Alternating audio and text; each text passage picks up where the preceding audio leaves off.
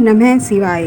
प्रदोष व्रत भगवान शिव को समर्पित एक अत्यंत कल्याणकारी व्रत है जो हर महीने की दोनों पक्षों कृष्ण और शुक्ल की त्रयोदशी तिथि को रखा जाता है।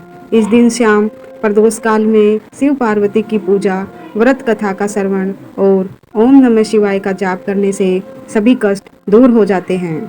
प्रदोष व्रत की कथा प्राचीन काल की बात है। एक नगर में एक अत्यंत गरीब ब्राह्मणी रहती थी। उसके पति का देहांत हो चुका था।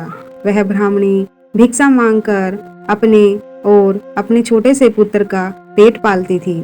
एक दिन वह भिक्षा मांगकर घर लौट रही थी तो उसे एक बालक घायल अवस्था में मिला।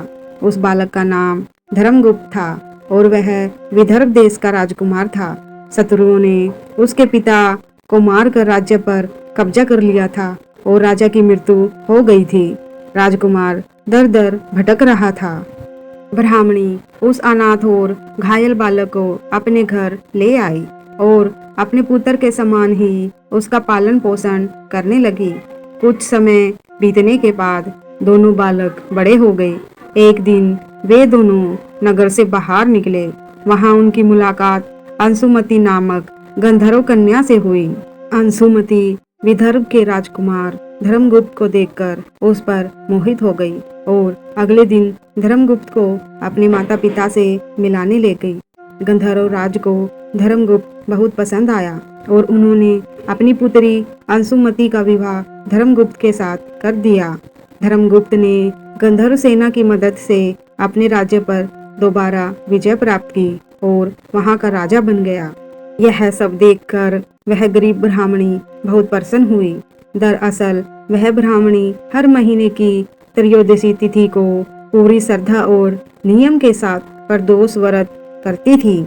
उसी के व्रत के प्रभाव और पुण्य से धर्मगुप्त के दिन फिर गए और उसे उसका खोया हुआ राज्य और वैभव वापस मिल गया। उसी दिन से यह मान्यता है कि जो भी मनुष्य प्रदोष व्रत रखकर भगवान शिव की सच्चे मन से पूजा अर्चना करता है, महादेव उसके सभी दुखों और संकटों का नाश कर देते हैं। हे भोले बाबा, अपने सभी भक्तों पर अपनी कृपा दृष्टि ऐसे ही बनाए रखना। व्रत और पूजन विधि: प्रातःकाल जल्दी उठकर स्नान करें और स्वस्थ वस्त्र पहने भगवान शिव के सामने व्रत का संकल्प ले।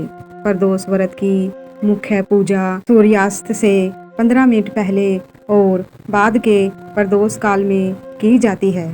शाम को पुण्य स्नान करके शिवलिंग का गंगा जल, दूध, दही, शहद और घी से अभिषेक करें।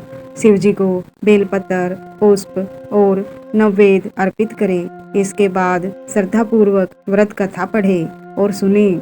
अंत में शिव जी को आरती करें। तो दोस्तों, आशा करते हैं ये कथा आपको जरूर पसंद आई होगी और भोले बाबा आपकी सभी मनोकामनाएं जरूर पूरी करेंगे। ओम नमः शिवाय।